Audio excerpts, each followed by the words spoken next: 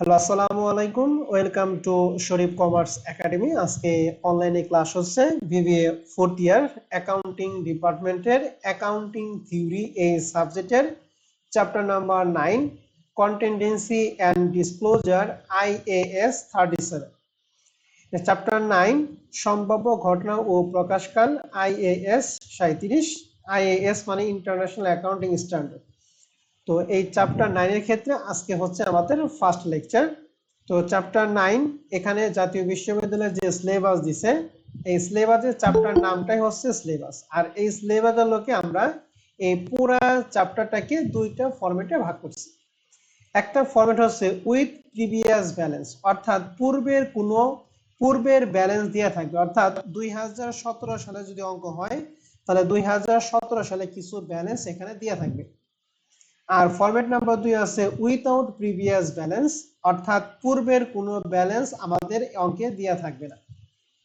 অর্থাৎ যে সালের অঙ্ক আমাদের ওই সালের তথ্যগুলি প্রশ্নে দেওয়া থাকবে। দুইটা ফরম্যাটই আমাদের জন্য খুবই ইম্পর্টেন্ট। এবং মজার বিষয় হচ্ছে এই চ্যাপ্টার থেকে আমাদের যে প্রশ্নগুলি হয়েছে 2015 থেকে এবার 2022 সাল পর্যন্ত আমরা একটা অ্যানালাইসিস দিছি। দেখতেছি 2015 সালে এই চ্যাপ্টার থেকে কোনো প্রশ্ন হয় নাই।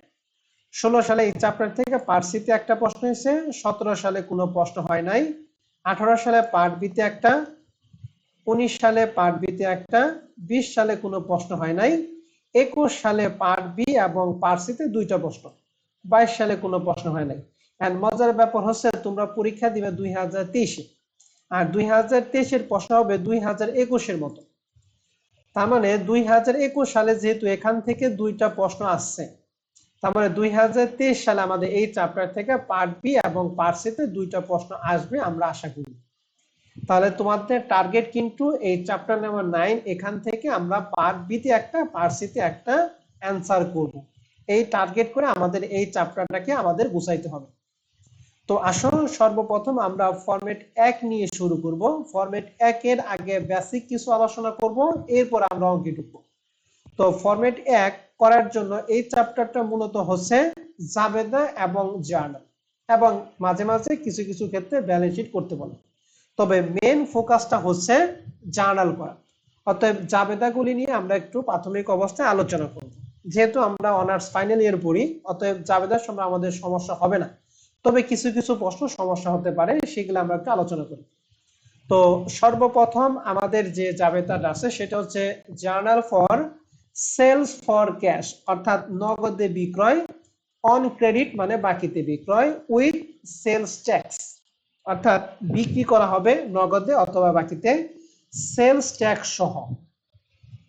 এখন আমাকে কেউ একটু বলেন তো দেখি, নগদে বিক্রয়ে জাবেদা আমরা কি জানি?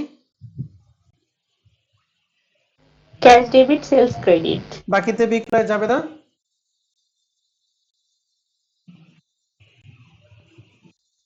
বলেন। Account receivable debit sales credit. Okay, সবাই রেসপন্স করবেন। হ্যাঁ, আমি যে প্রশ্ন করব সবাই রেসপন্স। তাহলে নগদে বিক্রয় জাবেদা ক্যাশ আর সেলস, আর বাকিতে বিক্রি কি অ্যাকাউন্ট রিসিভ এবং কি সেলস। এখন যখন প্রশ্নে সেলস ট্যাক্স থাকবে তখন আমাদের সেলস ট্যাক্সটা আনতে হবে। সেলস ট্যাক্সটা হচ্ছে একটা দায়, বিক্রয়ের উপর যে ট্যাক্স আমরা দেই এটা হচ্ছে দায়। আমাদের দায় বৃদ্ধি পেলে হয় ক্রেডিট। এখন এই সেলস ট্যাক্সটা হবে যেহেতু দায় বৃদ্ধি পেলে ক্রেডিট, এর জন্য সেলস ট্যাক্সটা দায়ের সাথে আমরা লিখি সাধারণত কি পেয়েবল লিখি। এর জন্য আমাদের যদি নগদে বিক্রয় হয় তাহলে সেই ক্ষেত্রে যদি সেলস ট্যাক্স থাকে তাহলে সেই ক্ষেত্রে ফুললি যাবে দেওয়া হচ্ছে cash debit, sales credit, sales tax payable credit. যদি বাকিতে বিক্রয় হয় তাহলে সেই ক্ষেত্রে account receivable debit, sales credit, sales tax payable credit. জাবেদা কি বুঝতে পারছেন সবাই? জি স্যার। ওকে, তাহলে আমাকে কেউ একজন বলেন তো দেখি নগদে বিক্রয়ের জাবেদাটা কি? এখন দাঁড়ালো সেলস ট্যাক্স সহ। Cash debit sales credit sales tax payable credit. অন্য আরেকজন বলেন বাকিতে বিক্রয়। account account receivable debit, sales credit, sales tax payable credit. Okay, thank you. এখন আসেন, এই সেলস ট্যাক্সটা প্রশ্নে থাকে দুই টাইপের।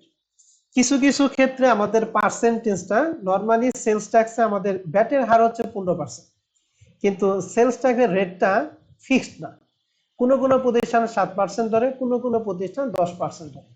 সেলস ট্যাক্সে কিন্তু রেটটা কিন্তু ফিক্সড না, কিন্তু বাংলাদেশে জানি ভ্যাটের হার কিন্তু 15%। সেলস ট্যাক্স আর ভ্যাট দুটোই কিন্তু ভিন্ন জিনিস, ঠিক আছে? অর্থাৎ ভ্যাটের সাথে কিন্তু ট্যাক্স মিলে ফেলায় না।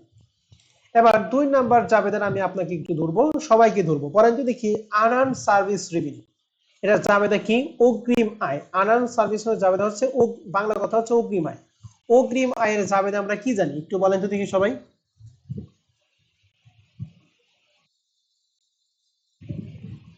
আনআর্ন সার্ভিস রেভিনিউ জাবেদা আমরা কি জানি? Unearned service revenue debit, service revenue. Okay, ঠিক আছে। আর কেউ বলবেন আনআর্ন সার্ভিস রেভিনিউ জাবেদাটা কি? অগ্রিম আয়। আনআর্ন সার্ভিস রেভিনিউ ডেবিট আর সার্ভিস রেভিনিউ ক্রেডিট। ওকে, আরো কেউ বলবেন? এই দুইটা একটা হয় নাই।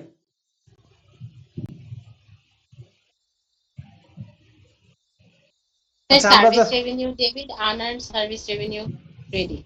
ওকে, ঠিক আছে। এখন এই দুইটা জাবেদা অনেক সময় কনফিউশন থাকে, কখন কোনটা হবে একটু ভালো করে খেয়াল করেন। যারা আমরা বলছি তাদের ভুলটা ধরে দিই, কখনোই এরপরে কখনোই ভুলবেন না। আনআর্ন সার্ভিস একটা অগ্রিম আয়। বলেন তো অগ্রিম আয় সম্পদ না দায়? অগ্রিম আয় হচ্ছে দায় স্যার। তাহলে দায় বৃদ্ধি পেলে কি ম্যাডাম? ও স্যার ক্রেডিট হবে স্যার। তাহলে আনআর্ন সার্ভিস ডেবিট কেন বললেন? এটা কখনোই সম্ভব না, ঠিক আছে? Sorry sir. তাহলে আনআর্ন সার্ভিস রেভিনিউ জাবেদা হচ্ছে যেহেতু দায় বৃদ্ধি পেলে ক্রেডিট, এর জন্য আনআর্ন সার্ভিস ক্রেডিট। আর দায় বৃদ্ধি কখন হয়? যখন আয়টা হ্রাস পায়, ঠিক আছে? তাহলে আনআর্ন সার্ভিস রেভিনিউ জাবেদা হচ্ছে সার্ভিস রেভিনিউ ডেবিট আর আনআর্ন সার্ভিস রেভিনিউ কি? ক্রেডিট। কিন্তু আনআর্ন সার্ভিস রেভিনিউ যখন আর্ন হয়ে যাবে, অর্থাৎ যখন অর্জিত হয়ে যাব, তখন ওই জাবেদা ঠিক উল্টা জাবেদা দেবে। তাহলে উল্টা জাবেদাটা কি? আনআর্ন সার্ভিস রেভিনিউ ডেবিট আর সার্ভিস রেভিনিউ কি? তাহলে একটু আমাকে আবার একটু কথা বলেন তো দেখি সবাই। আনআর্ন সার্ভিস রেভিনিউ জাবেদা কি? Service revenue debit, unearned service revenue credit. আর এই সার্ভিস রেভিনিউ আনআর্নটা যখন আর্ন হয়ে যাবে তখন তার জাবেদা কি? তখন হবে unearned service revenue debit, service revenue credit. Okay, আর মজার ব্যাপারটা হচ্ছে এই অঙ্কে সবসময় আনআর্ন সার্ভিস রেভিনিউটা আর্নই থাকবে। অতএব জাবেদাটা মুখস্থ, কিন্তু মুখস্থ আমি করাবো না, আমি আপনাকে বেসিক সহকারী করে দিলাম, মানে পরবর্তীতে আপনি অন্য ক্ষেত্রে গিয়ে কাজে লাগাইতে পারেন। তো আশা করি 2 নাম্বার জাবেদা কি সবাই ক্লিয়ার? স্যার একটু আরেকবার বলবেন? এটা তো আর্নেটটা বুঝছি, আর আরেকটা যে বললেন ওটা একটু আরেকবার বলুন। আচ্ছা, আমি আবার ক্লিয়ার করতেছি। নরমালি আনআর্ন সার্ভিস রেভিনিউ জাবেদা হচ্ছে যেহেতু আনআর্ন সার্ভিস একটা দায়, দায় বৃদ্ধি পেলে ক্রেডিট, জাবেদা হচ্ছে service revenue debit, unearned service revenue credit. আর আনআর্ন সার্ভিস রেভিনিউ যখন আর্নড হয়ে যাবে তখন জাবেদা হচ্ছে আনআর্ন সার্ভিস রেভিনিউ ডেবিট আর সার্ভিস রেভিনিউ ক্রেডিট। ঠিক আছে ম্যাডাম? আমাদের শীটে যেটা আছে সেটা unearned service revenue has been কি? আর্নড, মানে অর্জিত হয়েছে তার জাবেদা। অর্থাৎ আমরা যে জাবেদা জানি ওই জাবেদা উল্টা দিছি, আনআর্ন সার্ভিস রেভিনিউ ডেবিট এবং কি সার্ভিস রেভিনিউ ক্রেডিট। ঠিক আছে ম্যাডাম? জি স্যার। এই সবাই কি ক্লিয়ার 2 নাম্বার জাবেদাটা? জি স্যার। ওকে, এবার আসেন সেলস ট্যাক্স। বলেন তো সেলস ট্যাক্স পেয়েবল এটা কি সম্পদ না দায়?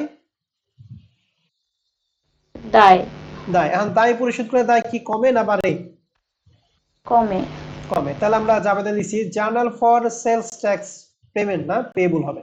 সেলস ট্যাক্স পেয়েবলটা যখন আমরা পেমেন্ট করব তখন আমাদের যেহেতু দায় কমে এর জন্য সেলস ট্যাক্স পেয়েবল ডেবিট, আর নগদ টাকা হ্রাস পাই আমরা জানি সম্পদ হ্রাস পেলে কি? Credit, cash credit. তাহলে সেলস ট্যাক্স যখন আমরা পেমেন্ট করব তখন জাবেদা কি? Sales tax payable debit, cash credit. 3 number জাবেদা ওকে? জি স্যার।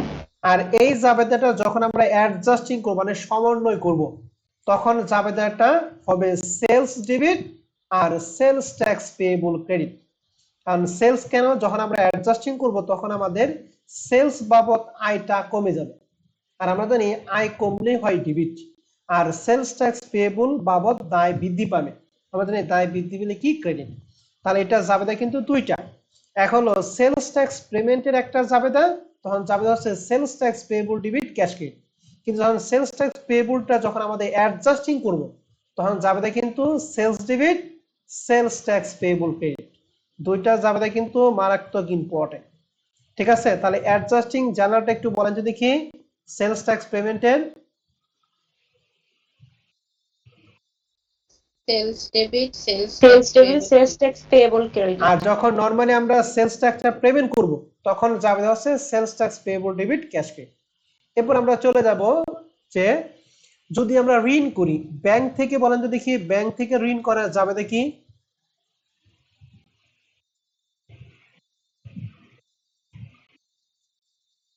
ব্যাংক থেকে লোন নিলাম, যাবে দেখি। Cash debit, bank loan credit.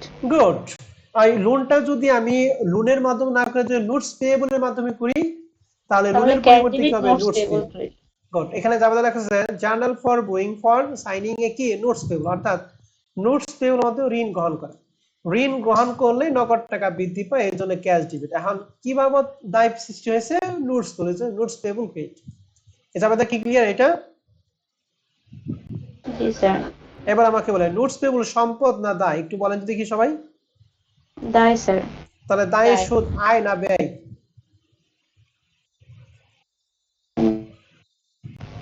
ব্যয় দায়ের স্যার। উপর সুদ কি আমরা পাই না দায়ের উপর সুদ আমরা দেই? দেই। দায়ের উপর আমরা সুদ দেই, তার মানে দায়ের সুদ ব্যয়। আর ওই ব্যয়টা যদি বকেয়া থাকে তার জন্য যাবে লেখা আছে জার্নাল ফর অ্যাডজাস্টিং ইনটি ইন্টারেস্ট অন নোটস পে।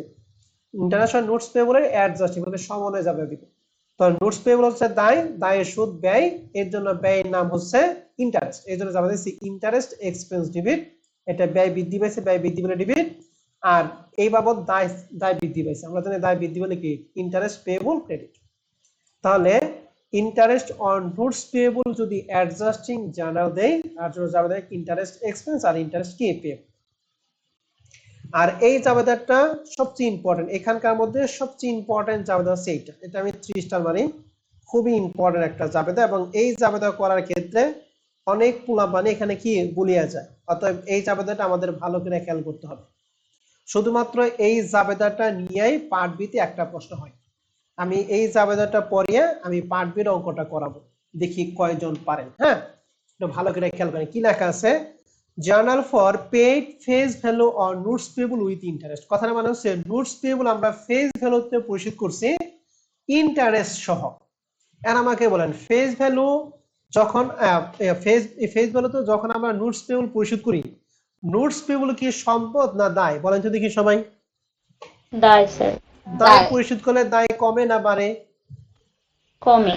দায় কমে। তাহলে এই যে কমে। নোটস পেয়েবল ডেবিট, আর নগদ টাকা কমে এর জন্য ক্যাশ ক্রেডিট।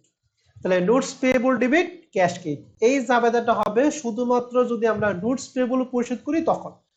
কিন্তু যখন ফেস ভ্যালুতে পরিশোধ করব, ফেস ভ্যালু পরিশোধ করা মানে কি এই নোটস পেয়েবল বাবদ যত টাকা ইন্টারেস্ট আছে, ইন্টারেস্ট যত টাকা খরচ হয়েছে এবং ভবিষ্যতে আরো কত টাকা খরচ হবে, এই সবকিছু মিলাই আসবে। এখন কোনটা আসবে দেখেন, আমরা যখন নোটস পেয়েবলের সুদের যখন অ্যাডজাস্টিং জার্নাল দিয়েছিলাম তখন ইন্টারেস্ট পেয়েবলটা কি ডেবিট হয়েছিল নাকি ক্রেডিট হয়েছিল? একটু বলেন তো দেখি সবাই। ক্রেডিট হয়েছিল। তাহলে ক্রেডিট যখন ছিল আমরা স্যার। ফেস ভ্যালুতে পরিশোধ করবো তখন এই দায়টাকে আমাকে ভ্যানিশ করতে হবে। তাহলে ভ্যানিশ করার জন্য ইন্টারেস্ট পেয়েবল কি ডেবিট করবো না ক্রেডিট করবো? ডেবিট করব। ডেবিট করবো। তাহলে ইন্টারেস্ট পেয়েবল কি ডেবিট। তাহলে জাবেদাটা কি দাঁড়াইলো? Notes payable debit, interest payable debit. এখন প্রশ্ন হচ্ছে এই ইন্টারেস্ট পেয়েবল মধ্যে যেটা আছে সেটা হলো বকেয়ার টাকা। সেটা কার টাকা বলো দেখি? এটা বকেয়ার টাকা। এখন মনে করেন এই নোটটা আছে 3 মাস, 3 মাসের মধ্যে 1 মাস বকেয়া আছে, তাহলে খরচ কয় মাস একটু বলেন তো দেখি? 2 মাস। 2 মাস। দুই তাহলে মাস। এই যেটা খরচ হয়েছে তার জন্য আসবে হচ্ছে ইন্টারেস্ট এক্সপেন্স। তাহলে জাবেদাটা কি দাঁড়ালো? ফুললি জাবেদাটা notes payable debit, interest payable debit. Interest payable মধ্যে কোন টাকা, খরচের টাকা না বকেয়ারটা বলেন তো দেখি?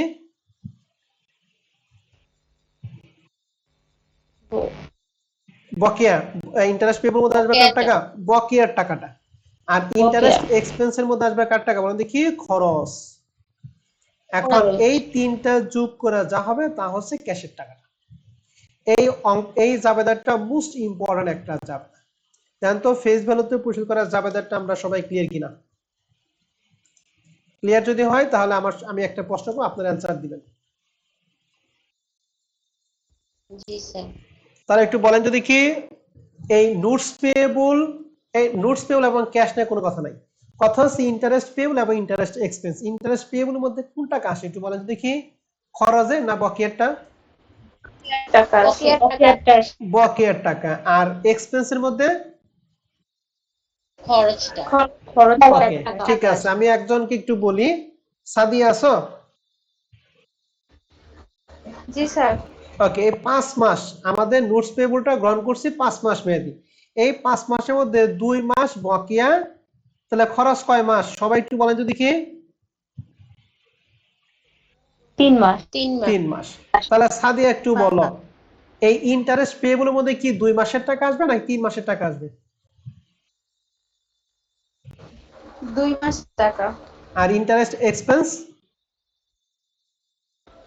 3 মাসের টাকা। এই সবাই কি ঠিক আছে অর্থাৎ? জি স্যার। জি স্যার। ওকে, ঠিক আছে, আসেন এই রিলেটেড আমরা একটা অঙ্ক করে নেই। পার্ট বি তে একটা অঙ্ক আছে, সবাই একটু ভালো করে খেয়াল করেন। অঙ্কটা খুবই মজার একটা অঙ্ক যদি বুঝে থাকেন। দেখেন আমাদের প্রবলেম নাম্বার 7টা কি লেখা আছে, on June 1 Mahdi limited borrowed 80,000 টাকা from a Sonali bank on a 6 month 12% কি নোটস। অর্থাৎ সোনালী ব্যাংক আছে ঋণ করছি 80,000 টাকা 6 মাস মেয়াদি, কয় পার্সেন্ট সুদে বলেন দেখি? 12% সুদে। 12%। কি বাবদ ঋণ করছি?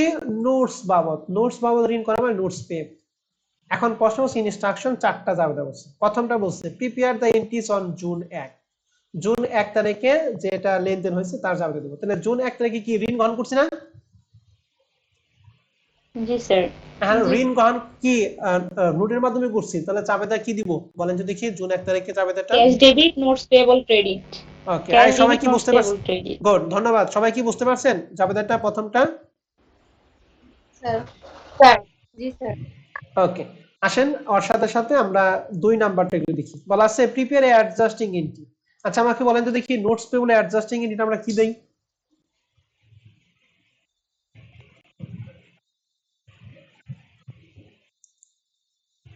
অ্যাডজাস্টিং এন্ট্রিটা কি সমানে জাবেদাটা নোটস পেয়েবলের? নোটস পেয়েবল হচ্ছে একটা দায়, দায়ের সুদ হচ্ছে ব্যয়, ব্যয় বকেয়ার জাবেদা, ব্যয়ের নাম হচ্ছে ইন্টারেস্ট। বলেন তো জাবেদা কি?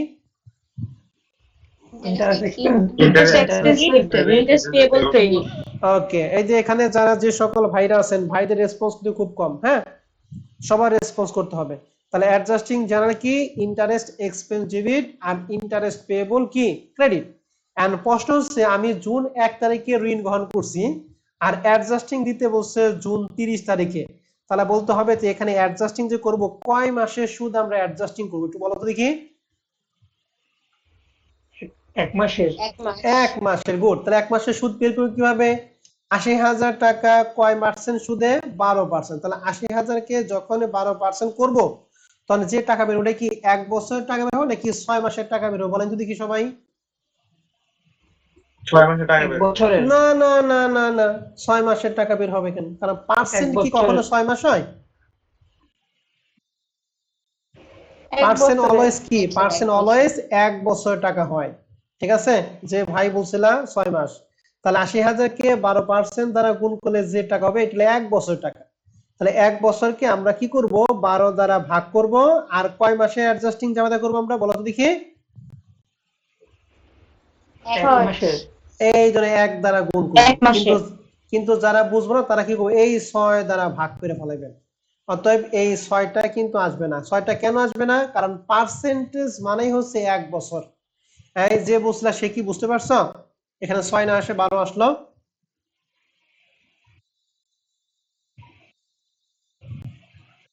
হ্যালো, ভাই এখানে তো টাকাটা দেওয়া আছে 6 মাসে।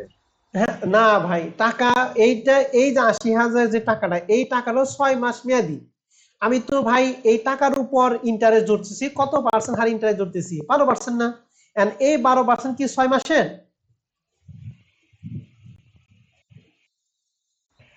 পার্সেন্টেজ বা 1 বছর হ্যাঁ, পার্সেন্ট 1 বছর। তাহলে আমি তো আর এই 6 এর সাথে কাজ, আমি তো 80,000 কে 12% কাজ। তাহলে 80,000 কে যখন 12% করব তখন যে টাকাটা বের হবে সেটা 1 বছরের টাকা বের হবে, 6 মাসের টাকা না। তাহলে তাহলে আমি 12 দ্বারা ভাগ 1 মাসে, এই জন্য 1 দ্বারা গুণ করবো। আচ্ছা এটা বাদ দাও। তোমাকে যখন ব্যাংকে এফডিআর খুলো, হ্যাঁ, এফডিআর যখন খুললো, এফডিআর মানে ফিক্সড ডিপোজিট রেট, তুমি 5 লাখ টাকা এফডিআর করলাম। এখন বর্তমানে আমার কিন্তু ভাই ব্যাংকে টাকা পয়সা নাই, হ্যাঁ, আমি কিন্তু এমনি উদাহরণ দিতেছি। 5 লাখ টাকা এফডিআর বাংলাদেশে আইএফসি ব্যাংকে রেট হচ্ছে 12%। এই যে 12% যে রেট তোমাকে দিবে, এই 5 লাখ টাকা 12% মনে করো 6,000 টাকা। এই 6,000 টাকা যে রেট, যে টাকাটা হবে, এই টাকা ব্যাংক কিন্তু সুদ কিন্তু দেয় মান্থলি, সুদ দেয় ব্যাংক কিন্তু সুদ দেয় কোয়ার্টারলি, অর্থাৎ 3 মাস পর পর সুদ দেয়। ঠিক আছে, তাহলে এই যে 6,000 টাকা যে তুমি সুদ পাইলা, এটা কি প্রতি মাসে পাইবা নাকি 3 মাস পরে পাইবা বলো দেখি? 3 মাস পর পর পাবো। 3 মাস পর। কি 3 মাস পর পর 3 মাস পর, তাহলে এক মাসে কত হবে? 2,000 টাকা। ঠিক আছে, তাহলে মনে রাখতে হবে পার্সেন্টেজটা কখনোই 2 মাস 3 মাস 6 মাসে থাকবে না, পার্সেন্ট মানেই হচ্ছে 1 বছর। ঠিক আছে, তাহলে এখানে আমরা যদি ক্যালকুলেশন করি, তাহলে 80,000 কে 12%, তাহলে 12 দ্বারা ভাগ 1 দ্বারা গুণ করলে আমাদের মান হবে 800 টাকা। তাহলে বলা যদি কি এই 800 টাকার জন্য আমরা জাবেদা কি দিব? Interest interest expense debit, interest payable. Okay, তাহলে প্রথম দুইটা জাবেদা কি আমরা ক্লিয়ার, এ এবং বি? জি স্যার। ওকে, তাহলে আমি একটু সলিউশন পিডিএফ আপনাদের একটু মিলিয়ে দিই। আমরা করতেছি এক্সারসাইজ কত 7। দেখেন তো আপনারা সলিউশন পিডিএফটা কি দেখতেছেন কিনা? জি স্যার। ওকে, দেখেন জুন 1 তারিখে দিছি cash debit notes payable credit 80,000 80,000।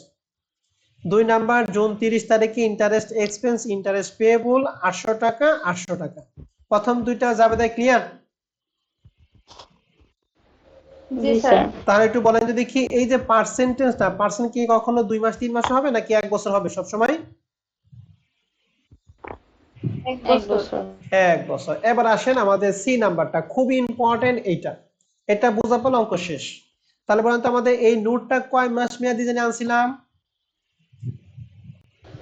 6 মাস। 6 মাস। 6 মাসের মধ্যে আমাদের বকেয়া কয় মাস? বকেয়া মানে অ্যাডজাস্টিং করলাম 5 মাস। হ্যাঁ, না না না বোকারা, অ্যাডজাস্টিং যেটা সেটাই তো বকেয়া। ও আচ্ছা, ঠিক আছে, এটাই তো বললাম 1 মাস। 1 মাস, অনেকেই জানে বলছে 5 মাস, এই জন্য বললাম। তাহলে আমাদের বকেয়া কয় মাস একটু বলেন যদি কি? 1 1 মাস। মাস। তাহলে 5 মাসের মধ্যে যদি 1 মাস বকেয়া থাকে তাহলে খরচ কয় মাস? 5 মাস। 5 মাস। এই যে বুঝতে পারছেন, তাহলে খরচটা কি নামে আসে? ইন্টারেস্ট পেয়েবল না interest expense? Interest interest expense. আর পেয়েবলটা বকেয়াটা, তাই তো? এখন আসেন আমাদের সিনার বলছে prepare the entry at a maturity December 1, June 1 থেকে ডিসেম্বর 1 তারিখ ত্যাগ পরের মধ্যে দেখেন এই 6 মাসটা ওভার হয়ে গেছে। Assume that monthly adjusting entry have been made though the November গত 30, নভেম্বর 30 তারিখে আমরা জাবেদা দিব। তো কিভাবে ফেস ভ্যালুতে পরিশোধ করা জাবেদা? আমরা জানি ফেস ভ্যালুতে পরিশোধ করা জাবেদা notes payable debit, interest payable debit, interest expense এবং কি ক্যাশ।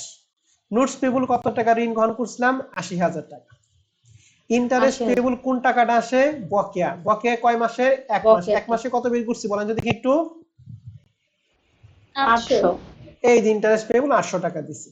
আর ইন্টারেস্ট এক্সপেন্স কোনটা? 6 মাসের মধ্যে বকেয়া 1 মাস, তাহলে খরচ কয় মাস? 5 মাস। এই জন্য কি করছি 80,000 কে 12% মানে কি 6 মাসের হবে নাকি 1 বছর সুদ হবে বলেন? 1 বছরের হবে। তারে 12 দ্বারা ভাগ আর ওই যে 1 5 দ্বারা গুণ করে 4,000 টাকা হয়েছে। কথা কি বুঝতে পারছেন ইন্টারেস্ট এক্সপেন্সের টাকাটা? জি স্যার। জি স্যার। আর এই সবগুলো যোগ করে ক্যাশের টাকা হচ্ছে 84,000 কত? 800 টাকা। সবাই ক্লিয়ার? স্যার। ওকে, আমাকে এই তিনটা জাবেদা নিয়ে যদি আপনাদের মনে কারো কোনো কনফিউশন থাকে বা কোনো প্রশ্ন থাকে অবশ্যই আপনারা আমাকে প্রশ্ন করে নেন।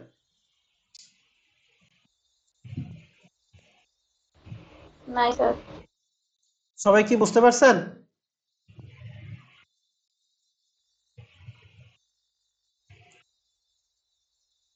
হ্যালো, জি স্যার, বুঝতে পারছি। ওকে, আমি এই টাইপের একটা অঙ্ক দিলে কিন্তু আপনাকে করতে হবে, হ্যাঁ, সবাইকে করতে হবে। ওকে, এবার আসেন ডি নাম্বারটা বলছে what is the total financial cost, এখানে লেখা আছে ইন্টারেস্ট এক্সপেন্স। ইন্টারেস্ট এক্সপেন্সটা কত টাকা? এটা দুই রকম ভাবে বের করা যায়। প্রথম কথাটা সহজটা বলে দেই। সহজ হচ্ছে আমি ঋণ করছি কতটা একটু বলেন তো দেখি। 80,000। আর আমি 80,000। পরিশোধ করলাম কত টাকা একটু বলেন তো দেখি। ক্যাশ দিলাম কত টাকা এই নোটস বাবদ? 84,800 টাকা। তাহলে কত টাকা বেশি দিলাম? 4,800। এই 4,800। 4,800 টাকা মানে 4,800 কি ইন্টারেস্ট। ওকে, 4,800 কি বলো তো দেখি। ইন্টারেস্ট। এই যে আমাদের ডি নাম্বার অ্যান্সার।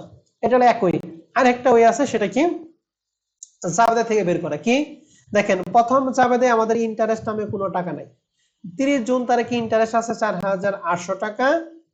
আর এই ডিসেম্বর 31 তারিখে আমাদের ইন্টারেস্ট আছে কত? 4,000 টাকা।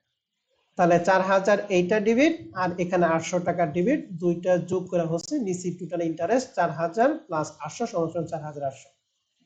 বুঝতে পারছেন ডি নাম্বার রিকোয়ারমেন্টটা? জি স্যার। জি স্যার। তাহলে কি আমরা 7 নম্বর অঙ্কটা সবাই ক্লিয়ার? জি স্যার। জি স্যার। ঠিক আছে, তাহলে 7 নম্বর অঙ্কের মধ্যে আমাদের একটা অঙ্ক আছে, সেটা হচ্ছে এই যে ই নাম্বার কি বলে 8 নম্বর অঙ্কটা। এই অঙ্কটা দেখেন একই রকম কেস। আমাকে একটু বলেন, ঋণ গ্রহণ করছি জুন 1 2015 সালে 2 লাখ টাকা সোনালী ব্যাংকের কাছ থেকে। সেই নোটস বাবদ 6 মাস মেয়াদি 10% সুদ। প্রথম বলছে জার্নাল এন্ট্রিজ অন জুন 1 2015। তাহলে জুন 1 2015 সালের জন্য আমরা কি জাবেদা দিব? Cash debit bank loan credit. Bank loan কেন ম্যাডাম? এই যে সাইনিং এ নোটস বাবদ ঋণ করা হয়েছে। নোটস পেয়েবল ক্রেডিট হবে। হ্যাঁ, notes notes payable payable credit. Credit. Okay, ঠিক আছে। জুন 1 তারিখে আমাদের অ্যাডজাস্টিং জাবেদা করতে বলছে জুন 30 তারিখে। তাহলে কয় মাসের এখানে ইন্টারেস্ট আসবে? বকেয়া কয় মাস তাহলে? 1 মাস। 1 1 মাস। মাস স্যার। তাহলে জাবেদা কি দিব? ইন্টারেস্ট এক্সপেন্স ইন্টারেস্ট পেবল নাকি? এখন কেউ ইন্টারেস্ট একজন পেবল। বলেন জি তো স্যার। দেখি, এখানে 1 মাসের সুদটা কিভাবে বের করব? 2 লাখ ইনটু 10%। তারপর কি করব? 6 দ্বারা ভাগ 1 দ্বারা গুণ না 12 দ্বারা ভাগ 1 দ্বারা গুণ? 12 12 দ্বারা দ্বারা ভাগ, ভাগ। 12 দ্বারা ভাগ, 1 দ্বারা গুণ। 1 দ্বারা গুণ। গুড। আর শেষেরটা ওই যে ম্যাচুরিটি হয়ে গেছে নভেম্বর 30 তারিখে। এটা জাবেদা আসবে notes payable, interest payable, interest এবং কি ক্যাশ। নোটস পেয়েবল তো 2 লাখ টাকা, ইন্টারেস্ট পেয়েবল আসবে ওই যে 1 মাসের যে বকেয়াটা। আর ইন্টারেস্ট এক্সপেন্সের মধ্যে বলতে কয় মাসের সুদ আসবে এখানে? 5 5 মাসে। 5 5 মাস, মাসে। কারণ 6 মাসের মধ্যে 1 মাস বকেয়া, তাহলে খরচ হচ্ছে 5 মাস। তাহলে 8 নম্বর অঙ্কটা কি পারবেন আপনারা? জি জি স্যার। স্যার। ওকে, তাহলে আমি 7 এবং 8 শেষ করে দিলাম। এখন আমি চলে যাব আমাদের পরবর্তীতে। আমাদের সর্বশেষ জাবেদা ছিল ওয়ারেন্টি। আচ্ছা, পণ্য যখন বিক্রি করে ওয়ারেন্টিতে বিক্রি করে, ঠিক আছে। ওয়ারেন্টি যে বিক্রি করে, এই ওয়ারেন্টি প্রতিষ্ঠানের জন্য আয় না ব্যয় বলেন তো দেখি। ব্যয় স্যার। আর ব্যয়টা কি ওয়ারেন্টি কি সাথে সাথে দেয় নাকি নষ্ট হওয়ার পরে দেয়? নষ্ট হওয়ার পরে দেয়, তাহলে সেটা নষ্ট কি হওয়ার পরে দিন। কোম্পানির জন্য বকেয়া ব্যয়। কোম্পানির জন্য কি বকেয়া ব্যয়। আমরা যদি বকেয়া ব্যয়ের জাবেদা জানি ইন্টারেস্টের মতোই, interest expense interest payable, same জাবেদা দিব, শুধুমাত্র ইন্টারেস্টের পরিবর্তে কি হবে? ওয়ারেন্টি। এজন্য জাবেদা লেখা হয়েছে ওয়ারেন্টি এক্সপেন্স ডেবিট আর ওয়ারেন্টি পেয়েবল কি ক্রেডিট। ওকে স্যার এবং ম্যাডামরা? জি স্যার। ওকে, জি স্যার। তাহলে আমরা আশা করি এই কয়টা জাবেদা যদি আপনি মাথায় রাখতে পারেন, তাহলে ফরম্যাট 1 এ এবং ফরম্যাট 2 এর কোনো জাবেদায় আপনাকে কেউ আটকাতে পারবে না, সেটা যে কোনো প্রশ্নই হোক। এখন আসলে আমরা একটা অঙ্ক করি। সর্বপ্রথম আমরা অঙ্ক করব প্রবলেম 1 2013-2016 সাল 4th ইয়ার অ্যাকাউন্টিং থিওরি। এটি মানে অ্যাকাউন্টিং থিওরি। এই প্রশ্নটা প্রবলেম 1 নম্বর অঙ্কটা আমি পুরোটা করে দিব, এরপর আপনাদের 2-3টা কাজ দিয়ে দিব। হ্যাঁ, একটু ভালো করে আমরা সবাই একটু খেয়াল করব। লেখা আছে on July 1 2015 the ledger of Syme hardware limited contains the following liability account. কিছু লায়াবিলিটি অ্যাকাউন্ট দিয়ে আছে। কি কি? Accounts payable 4,25,000, sales tax payable 58,000 এবং আনআর্ন সার্ভিস মি 1,50,000। আমাকে বলেন এখানে যে তিনটা অ্যাকাউন্ট দিয়ে আছে, তিনটা কি সম্পদ না তিনটাই দায়? স্যার তিনটাই দায়। দেয়। দায় তিনটাই স্যার। দায়। গুড, তিনটাই দায়। ধন্যবাদ। During the month of the following selected transaction occurred, July 1 থেকে জুলাই 25 তারিখ পর্যন্ত আমাদের 6টা লেনদেন দিয়ে 6টা লেনদেন 6টা জাবেদা করব। শেষে বলছে instruction journalise the above transaction, উপরে লেনদেনের জাবেদা দিতে হবে। তাহলে জাবেদা নাম্বার 1 বলেন, জাবেদা নাম্বার 1 কি হবে একটু বলেন তো দেখি সবাই।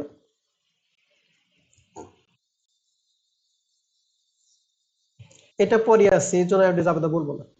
Cash debit, cash notes debit debit, notes payable notes credit payable credit. Okay, cash debit notes গুলো কত টাকা আসবে? 1,50,000 1,50,000 1,50,000। গুড। তাহলে জুলাই 1 তারিখে জাবেদা আপনারা নিজেরাই বলেন, আমার লাগবে না। ওকে গুড, ধন্যবাদ। এবার জুলাই 5 তারিখে বলছে সোল্ড মার্চেন্ডাইজ ফর ক্যাশ, নগদে বিক্রয় totally 78,000 which include 4% sales tax. Include কথাটা বলা হচ্ছে অন্তর্ভুক্ত আছে 4% সেলস ট্যাক্স। আচ্ছা, অন্তর্ভুক্ত থাকবে না থাকলে বাদ দেন, এগুলা বাদ দেন। আপনি আমাকে জাবেদাটা বলে দেন, নগদে বিক্রয় সেলস ট্যাক্স আছে, জাবেদা কি? Cash sales sales cash debit sales credit sales tax payable credit okay, ধন্যবাদ স্যার এবং ম্যাডাম সবাইকে। তাহলে cash debit, sales credit and sales tax payable credit. Good. এখন আসেন টাকাটা। টাকাটা খুবই ইম্পর্টেন্ট এবং টাকাটার মধ্যে অনেকেই কিন্তু ভুল করে, কিন্তু আমরা ইনশাল্লাহ ভুল করব না। একটু ভালো করে সবাই একটু খেয়াল করবেন। এই যে 78,000 টাকা, এর মধ্যে বলছে ইনক্লুড 4% সেলস ট্যাক্স। আমাকে বলতে হবে 78,000 এর মধ্যে এই যে 4% যে সেলস ট্যাক্স, এটা কি অন্তর্ভুক্ত আছে নাকি অন্তর্ভুক্ত নাই বলেন? অন্তর্ভুক্ত আছে স্যার অন্তর্ভুক্ত আছে। তাহলে মোট অন্তর্ভুক্ত আছে, তাই তো? যেহেতু জি আমাদের স্যার সেলস ট্যাক্স এর মধ্যে অন্তর্ভুক্ত, যদি অন্তর্ভুক্ত থাকে তাহলে ট্যাক্স বের করার নিয়ম হচ্ছে, আমাকে বলেন এই 78,000 টাকাটা কি অ্যাকচুয়ালি এটা কি 100% মান নাকি 104% মান বলেন যদি কি? যেহেতু 4% 4% সেলস ট্যাক্স এর মধ্যে অন্তর্ভুক্ত আছে, এটা কি 100% নাকি 104% মান? 104% গুড। এই তো, এই বেসিকটা জানলে কাছে। তাহলে 78,000 যেহেতু 104% মান, তাহলে আমি ওরে 104 দ্বারা ভাগ করব। তাহলে 104 দ্বারা যদি ভাগ করি আমি কয় পার্সেন্ট মান পাবো? 1% মান পাবো। আমার লাগবে কয় পার্সেন্ট মান? 4% তাহলে 4 দ্বারা আমরা কি করব? গুণ করব। তাহলে সহজ কথা কি, যদি অন্তর্ভুক্ত থাকে তাহলে টাকারে 4 দ্বারা গুণ 104 দ্বারা কি ভাগ। যদি 4% পরিবর্তে 10% থাকে তাহলে 10 দ্বারা গুণ 110 দ্বারা কি ভাগ। কথা কি বুঝছি? জি স্যার ওকে, তাহলে এবার আসেন আমাদের তাহলে অঙ্কটা একটু দেখাই। ক্যালকুলেটর আমি একটু নিয়ে যাই এখানে।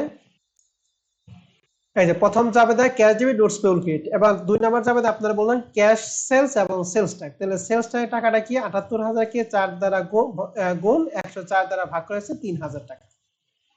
ওকে, সেলস ট্যাক্স 3,000 টাকা কি বুঝতে পারছেন সবাই? জি স্যার এখন বলেন 78,000 এর মধ্যে যদি 3,000 ট্যাক্স থাকে, অ্যাকচুয়ালি বিক্রি কত করছিলাম? 75,000 তাহলে সেলস হচ্ছে 75,000 75 আর দুইটা মিলে ক্যাশের টাকা 78,000। বুঝতে পারছেন? জাবেদা প্লাস টাকা, কোনো কনফিউশন থাকে 100 বার প্রশ্ন করেন।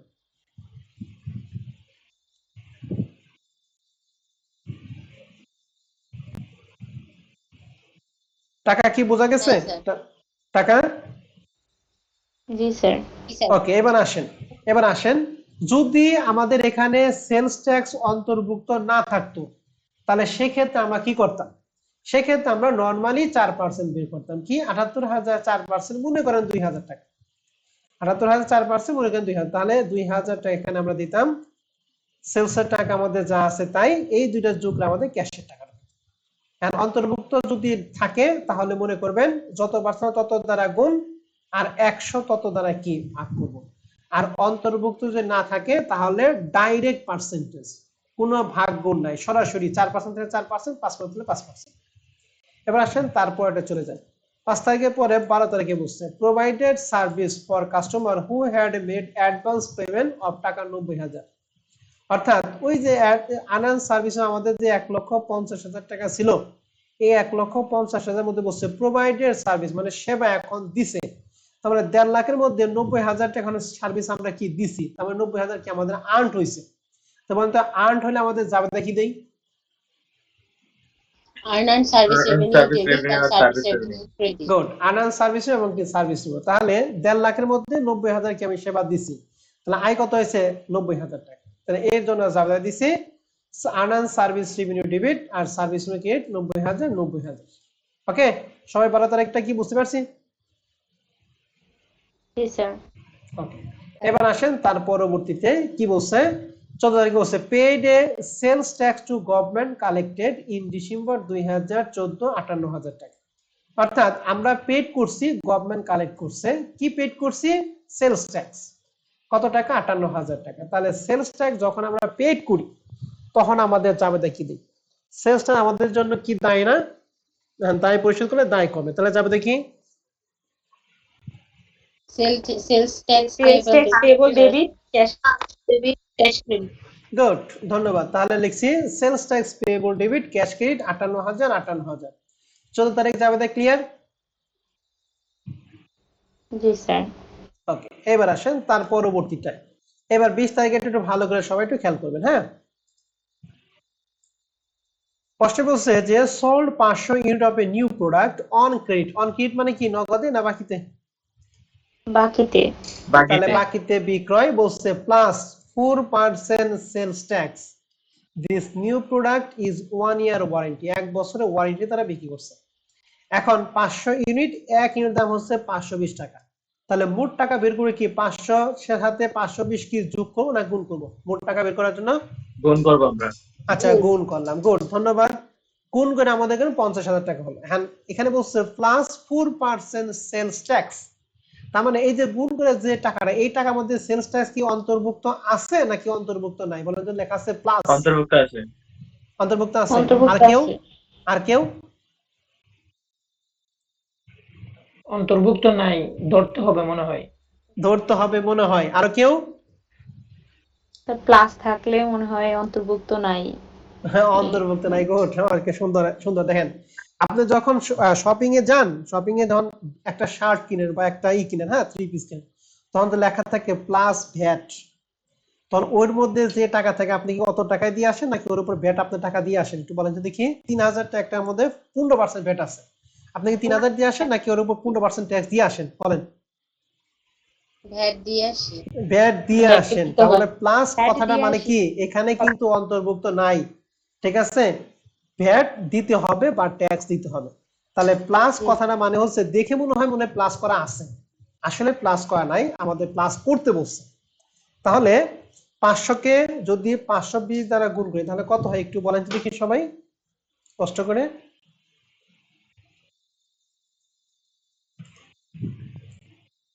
2 লাখ ক্যালকুলেটর 60। আছে? 2,60,000। 2,60,000। এখন বলেন বাকিতে বিক্রি করছে, আমাদের কি লিখবো? অ্যাকাউন্ট রিসিভেবল ডেবিট আর হচ্ছে সেলস ক্রেডিট। শেষ? আর কিছু নাই? না sir, tax sales tax payable. Sales tax payable credit. Okay, তাহলে Tax আমাদের কি, payable. তাহলে আমাদের কি লিখলাম? Account receivable debit, sales credit, sales tax payable. Sales credit, sales tax payable credit. এখন আসেন টাকাটা কিভাবে। টাকাটা খুব ইম্পর্টেন্ট, যেহেতু 4% আমাদের অন্তর্ভুক্ত নাই। তাহলে দুইটা গুণ করে টাকাটা কত জানি বললেন? 2 লাখ 2,60,000। তাহলে এই যে সেলস করছি 2,60,000, আর এই 2,60,000 মধ্যে কি ট্যাক্স অন্তর্ভুক্ত আছে নাকি নাই বলেন তো দেখি। নাই। নাই। নাই স্যার, করতে হবে। তাহলে কি এটা কি 4/100 স্যার নাকি সরাসরি 4% বলেন? সরাসরি 4%। তাহলে সরাসরি 2,60,000 4%। এর 4% কত হয়? 10,400। 10,400। 10,400 টাকা। গুড। তাহলে এখন এই দুইটা যোগ করে যা হবে সেটা হলো দেনাদার টাকা, 2,70,400 টাকা। বুঝতে পারছেন জাবেদাটা? 20 তারিখে জাবেদাটা? জি স্যার। জি স্যার। কারো কোনো কনফিউশন আছে? থাকলে বলেন।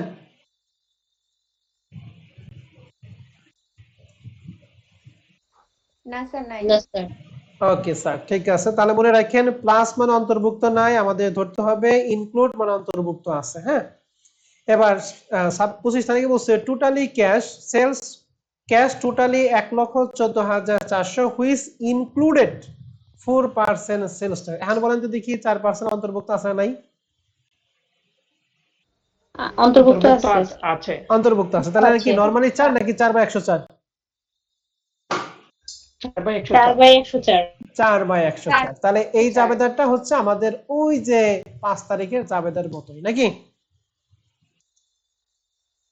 জি স্যার।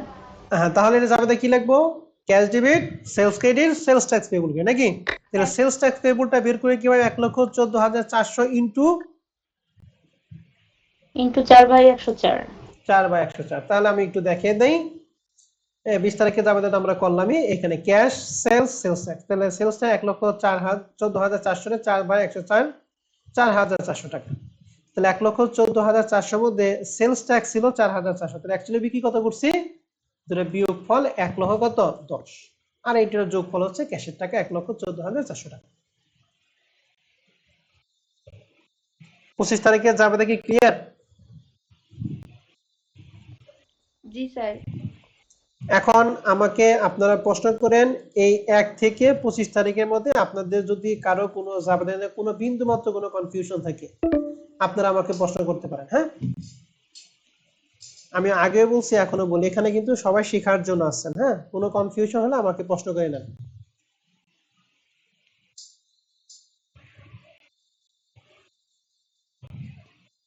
স্যার জার্নাল এন্ট্রি গুলোর মধ্যে adjusting journal for sales tax payment যেটা আছে ওই জার্নালটাকে আরেকবার বুঝিয়ে দেওয়া যাবে? অবশ্যই যাবে। কোন তারিখ তাই বলেন ম্যাডাম? স্যার ওই যে জার্নাল যেগুলো বুঝিয়ে দিছিলেন না ফার্স্ট পেজে, ওইটা adjusting journal for sales tax payment এটা। ও সেলস ট্যাক্স পেমেন্ট। আচ্ছা, সেলস ট্যাক্স পেমেন্টটা হচ্ছে মানে আগে নরমালি যখন সেলস ট্যাক্স যখন পেমেন্ট করব তখন যাবে হচ্ছে sales tax payable debit cash credit. আর যখন সেলস ট্যাক্স পেয়েবলটা যখন অ্যাডজাস্ট মানে সমন্বয় করব, সমন্বয় মানে বকেয়া আছে, ঠিক আছে? আর আমরা জানি সেলস ট্যাক্স পেয়েবলটা ব্যয়, ব্যয় বকেয়া থাকলে ব্যয় বকেয়া কি দায়, দায় বৃদ্ধি পেলে ক্রেডিট হয়। তাহলে সেলস ট্যাক্স পেয়েবল ক্রেডিট। আর এই দায়টা কখন হবে? যখন আয়টা হ্রাস পাবে।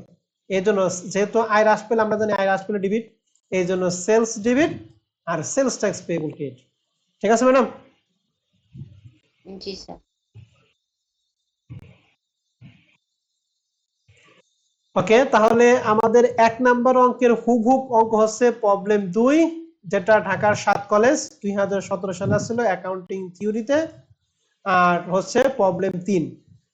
ঠিক আছে, তাহলে প্রবলেম 1 এবং প্রবলেম 2 এই দুইটা অঙ্ক আপনাদের কাজ হচ্ছে জানুয়ারি 5 থেকে জানুয়ারি 25 তারিখ পর্যন্ত, অর্থাৎ রিকোয়ারমেন্ট 1 নাম্বারটা করা। 2 এবং 3 আমি করাই দিব, এটা নিয়ে আপনাকে টেনশন করার কোনো কারণ নাই। প্রবলেম 3এও একই, শুধুমাত্র 1 নাম্বার রিকোয়ারমেন্ট, অর্থাৎ 1 তারিখ থেকে 31 তারিখ পর্যন্ত লেনদেনগুলি আপনারা জাবেদাগুলি করবেন, আর বাদ বাকিগুলি আমি আপনাদের করাই দিব। ঠিক আছে? জি স্যার। জি স্যার।